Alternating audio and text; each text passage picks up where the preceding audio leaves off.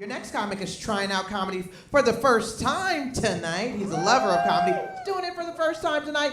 Let's get some high energy going for the guy who was always high, Joe Erio!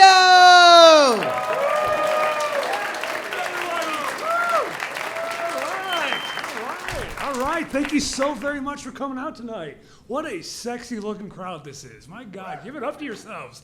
It's just so sexy. Kind of making me nervous up here, and it's really reminding me of my first time I had sex. I have no clue what I'm doing. I'm super nervous. I'm definitely going to finish way too soon, too. So please, if you see me at the end of the show, just tell me. It happens to a lot of comics. So I am nervous. It's my first time, so I do have to check my notes, or else I'm just going to stand up here and throw up. So anyway, so the other day I was remembering, there's the stories back when I was a kid about Homer Price. And I don't know if anybody remembers the Homer Price stories, but it's essentially one that I really liked was one that talked about something called the ever so much more so powder. And essentially the ever so much more so powder is something that if you sprinkle on it, it really does make it ever so much more so of itself. So like for example, if you sprinkle it on water, it'll get wetter. If you were put it on a squeaky door hinge, it would get squeakier. And if you squeak it on a horn, it would get hornier, of course. All right, so I always kind of thought that pot was really the motivation behind that anyway. I mean, the ever so much more so powder, honestly, doesn't pot make everything better? Who here smokes on the boogie broccoli here in Colorado? All right, see, there's a lot of you. See, you know what I'm talking about. Like, you go to a movie, the movie's better. If you ever try to create art or music, it's even better. Your friends' conversations are crazy. Hell, I even like to go to the gym and get really high. Talk about a runner's high. So, anyway,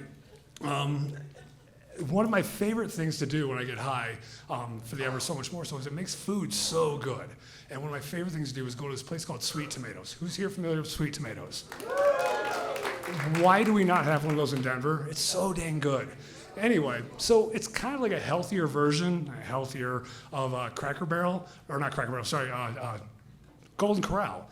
So, it's kind of like Golden Corral, but healthier. It doesn't have the cheese fountains. It doesn't have the slight bit of food poisoning. And it definitely doesn't have the Confederate flags cut off t-shirts either. So, all right, so, but my favorite part of it was actually going to the hot bar. And the hot bar is so good. I mean, that's where healthy has nothing to do out there.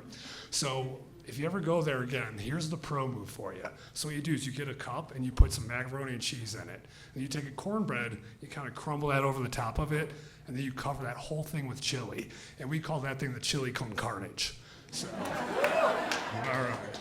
all right. So, but none of that matters though. It doesn't matter. The only reason to go to Sweet Tomatoes is, one, they have soft serve ice cream. Two, they have root beers. So if you combine the two of them, you get root beer floats. Oh my God, you tell this stoner you can have unlimited root beer floats, and two things are gonna happen. One, you're gonna have to get a restraining order to keep me from living there. And two, my blood type's gonna become type A and W. So, but one thing that I always kind of thought was funny is growing up in Chicagoland, I don't know if anybody else is familiar with the dialect, but we used to actually call root beer floats black cows. Is anybody? All right, good. But could you imagine creating something nowadays in this today's go woke, go broke society, calling it a black cow? Yeesh. I would never try to pull that off. Anyway, so there I am. I mean, I'm making my ice cream. I'm mixing it up. I am stoned off my gourd. My eyes are redder than my uncle on True Social. When I get a tap on my shoulder, and somebody goes, "What are you doing?" So I turn around and staring straight in my face is 5 Texas Rangers. Big boys, big brim hat, the gun on their side, the badge and everything.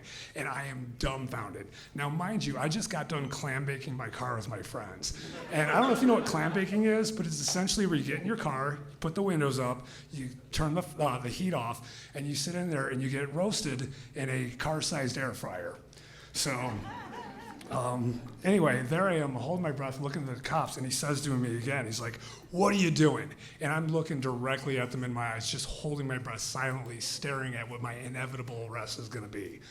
So I finally, kind of look at the situation. I remember when I was growing up, there used to be a phrase, we all heard it when we were growing up, especially about police. They're just as afraid of you as you are of them. That's actually not it at all. The phrase was, and I'm sorry I have to look at it because I will butcher it, but it's actually Marcus Aurelius, and it's the phrase, man lives only in the present, in this fleeting instant. The rest of his life is either past and gone or not yet revealed. So I went ahead and swallowed my balls, I got my 420 fortitude, and I taught Root Beer 101 to 5 Texas Rangers. So that's kind of why I feel like pot is like the ever so much more so powder. Now, I'm just about done here, but I just want to know, can I ask you guys, I got one joke for you, if it's okay if I can give you one more joke at the very end? All right, so why did the root beer float run away from the police? Why? Because you can still get arrested for being a black cow in America. Thank you so much. Have a good time now, y'all.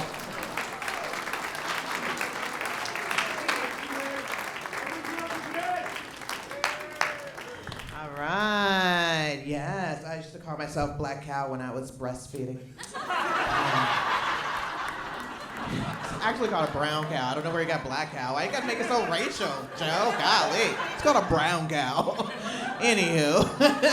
One more time for Joe Erio. Come on. This is his first time on the Comedy Works stage. He's a huge comedy fan. I'm glad he did it.